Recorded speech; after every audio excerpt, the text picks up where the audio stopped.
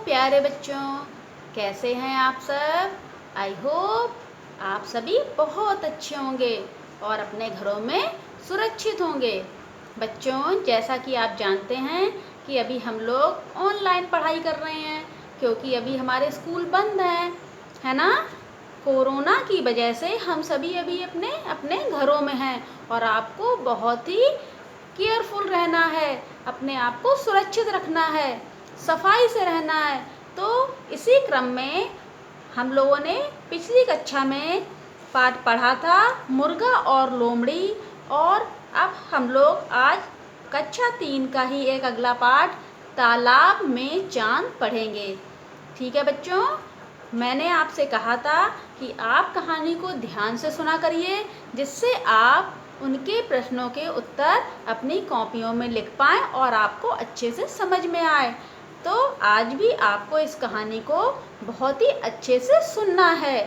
तो आओ शुरू करें। तालाब में चांद। बंदरों ने तालाब में चमकता चांद देखा। उन्हें चांद को पकड़ने की सूझी। एक बार क्या होता है बच्चों, बंदर होते हैं, बंदर बहुत नटखट होते हैं, बहुत शैतान होते हैं, एक पेड़ से दूसरे पेड़ पर उछल कूद करते रहते हैं। तो उन्होंने एक बार पेड़ पे बैठे हुए थे, पेड़ के पास में एक तालाब था। तो उन्होंने तालाब में क्या देखा कि चांद चमक रहा था। तो उन्होंने सोचा आज चांद को पकड़ा जाए। अरे देखो तालाब में चांद। सभी बंदर एक दूसरे से कहते हैं कि अरे देखो देखो तालाब में चांद, चलो इसे पकड़ते हैं। उन्होंने उपाय सोचा, अब चांद को कैसे पकड़ा जाए, इसके लिए उन्हें कुछ सोचना पड़ेगा। तो बंदरों ने कुछ उपाय सोचा। एक बंदर चांद पकड़ने को कूदा। एक बंदर तालाब में कूदा कि मैं चांद को पकड़ के लाता हूँ, पर चांद हाथ नहीं आया। क्या बच्चों चांद हाथ में आएगा, बताइए आप। क्या चांद तालाब के अंदर है? अरे कहाँ गायब हो गया चांद। लगता है मेरे कूदने से डर गया। अब जो बंदर तालाब में कूदा था, ये देखिए आप चित्र में देख रहे हैं, ये बंदर कूदा था।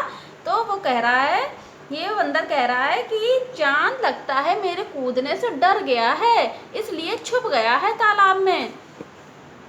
फिर उन्होंने एक योजना बनाई।